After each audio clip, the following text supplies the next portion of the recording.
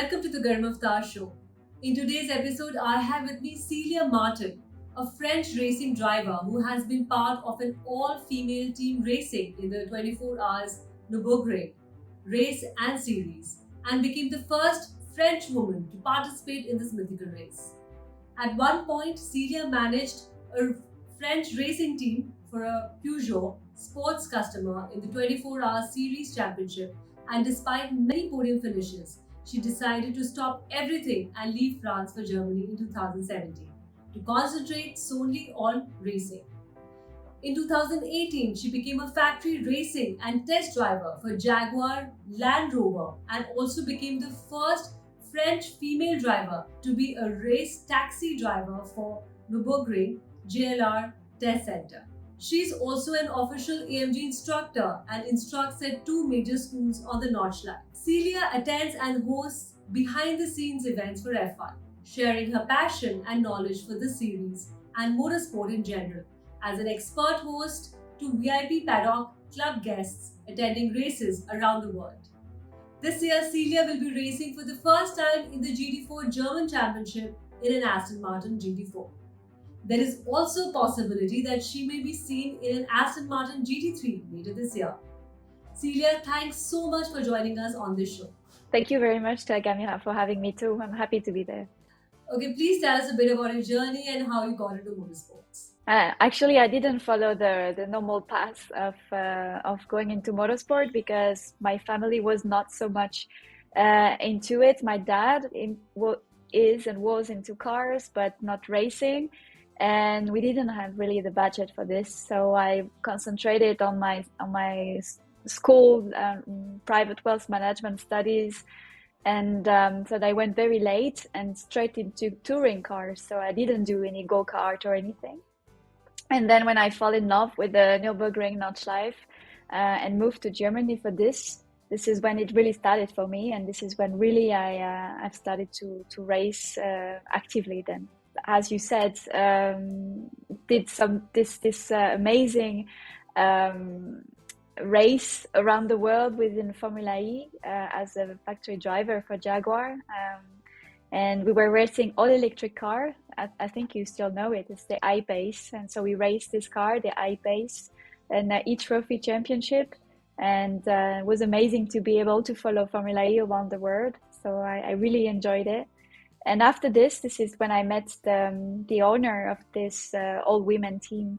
So it's not just the drivers, it's also mechanics, engineers, team manager. We all women, and we want to show that there is a job, there is a place for each woman who wants to work in the world of motorsport. Well, that's fabulous. How fantastic is this? So what have been your learnings from the racetrack? There were many learnings and still learning from them too. Not just racing wise, obviously, also like, for example, what was difficult for me as a French person when I went to Germany, it's still a different culture and the way sometimes I'm saying the things were quite perceived very differently, or maybe sometimes negatively by the team, whereas I just want to improve, and then I rather focus on what could be improved. But now I've learned with the years that I can also, I just say it differently. So it's still, I just mention also more the positive things, and I have a better way to say what could be improved. So, for example, yes, I've improved my communication skills for the team, but also obviously this is something I can put in my everyday life. So this was the main improvement that I have, but also obviously on personal side I had a lot others improvements. I'm sure you had to face a lot of challenges. We all do, Arun. So any specific challenge that you want to talk about, and how do you overcome that? Yes, sometimes people said you only have one enemy, and that's yourself. But that's really very true for myself. I'm fighting most of the time with my own mindset, my own head, the way I perceive or receive the things, the events, and the circumstances during an event. And actually, this is my learning, like the way you deal with each situation is what makes you a good or a not so good driver. What, according to you, is the right mindset one ought to have in order to succeed in a lives, career, or any sport? That's a good question. And I think, well, for me, what works and what worked the most is like if you really have a goal and a mission, or you feel you have a mission, but let's say just a goal, and you really want to achieve something, you should always have this, like it's your first target, but not to not hesitate to lose it a bit, in the way that the path towards this target will never be straight, and that if you accept that there are going to be some ups and downs, and some, if I talk about a racetrack, it will never be a straight line. We will have chicanes and strange corners, and that will be, and maybe some pit stop at some point where you didn't plan. But yes, this is how it should be. And yeah, just if you might want to achieve your goal, and you do it with passion, I think you will. I'm sure you will manage it. Super, super. If you could meet your younger self, who's striving to be where you are today, what is that one piece of advice that you would like to give to her? I think I would say to trust life a little bit more. Like, sometimes you don't know why you're doing something, you're like, why am I doing this, or why am I in this situation? And it's just some years later that you actually see, oh, well, now it makes sense. Now everything I've done this before, now I know why. It happens to me quite a lot that I realize, why am I doing this? Like feeling it's not losing your time, but you don't see the reason behind it. And that's why, if I could say to a younger myself, I would say, don't worry, it's part of the process. Just trust the process. Fabulous. I love this thought process. So, what's a message to the audience? The message for the audience, that's pretty a good question too, because I don't know if I can, I have the credibility to deliver a certain message. But if I didn't take my story of starting from zero, basically, and again here in another country with complete different culture to mine, I would say always focus on your dream, and never give up on this. There are gonna be a lot of up and downs, like I said, and when you have this down moment, if you think you are at the bottom, then it's good, because actually you can only go up after.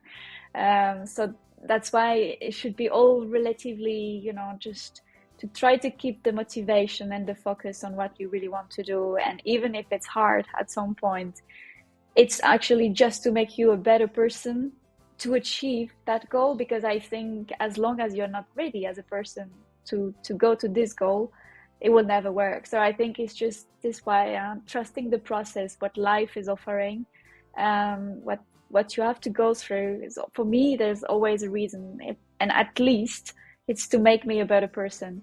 So follow your dream, never give up, and it's okay if you have some doubts. That's also part of the process. And I don't know anyone, even good athletes, who don't have any doubts. So normal thing. Absolutely fabulous. I mean, we all go through this process of doubts, and the important thing is to have faith and just continue with our dreams and just continue working towards them. So let's come to the rapid fire questions. Are you ready for that? Yeah. These are short. Hopefully, I think answers. So. I'm not the best person for this, but let's try. Okay. So how do you derive your regular dose of motivation? I think about my goals. I add a little bit of touch of sport, and I'm just listening music to keep me motivated. Awesome. What's the best advice that you've ever got?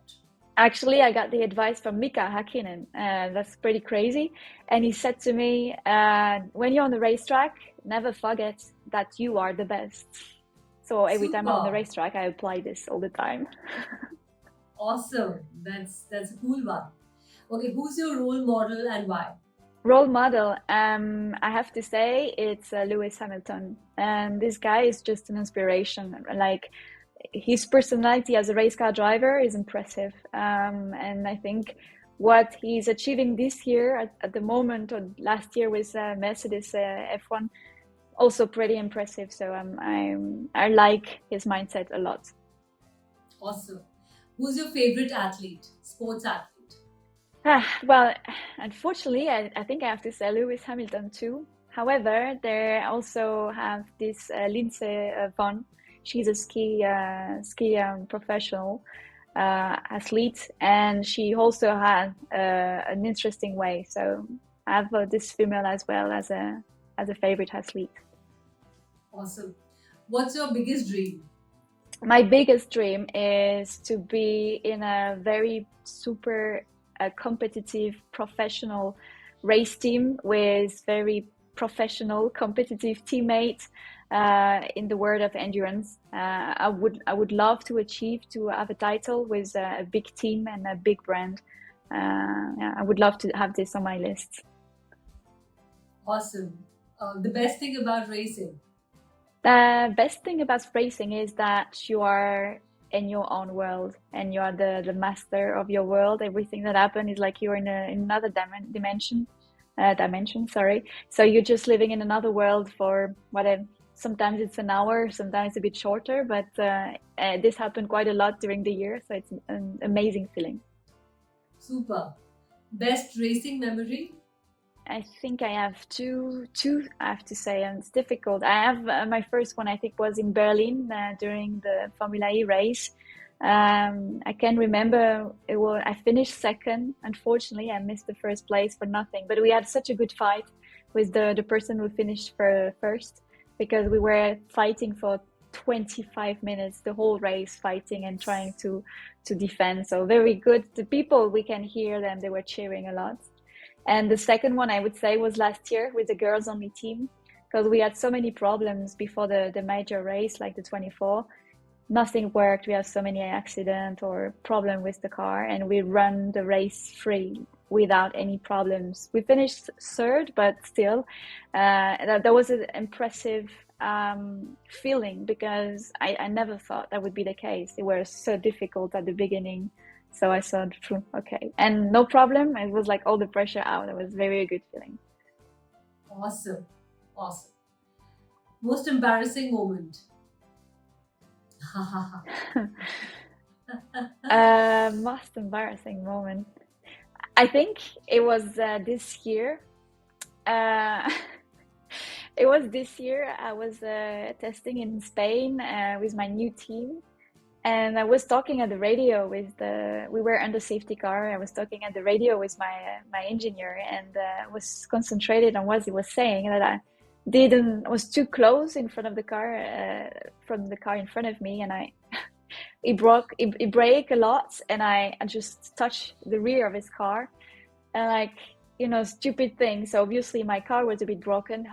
Luckily his car wasn't, but after that I've lost the bonnet of my car, so my team didn't understand how this happened. When I passed the finish line, and they saw the car without the bonnet, they were like, "What happened there?"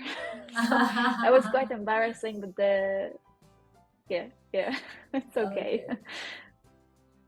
Cool. What's your favorite supercar? Favorite supercar, racing wise, it's the new hypercar category, like in 24-hour Le Mans. So that would be the BMW. Looks very nice. Like a normal car, I would say I'm a big fan of the Bugatti Chiron.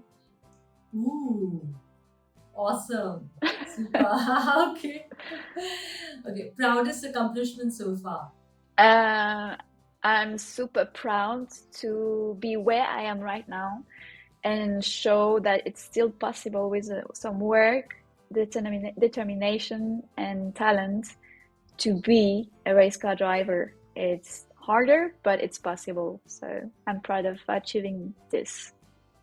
Absolutely, it's a super cool thing that you're a racing driver, and it's absolutely very inspiring. And your journey has been really amazing. Thank you so much. And with this, we come to the end of the show. Thank you, Celia, for joining me in this absolutely amazing session. Thank you very much, Garima, for your invitation and for having me today. Thank you. Thank you all for listening to today's episode with your host Garima Avtar. See you in the next one. Have a great day. Bye.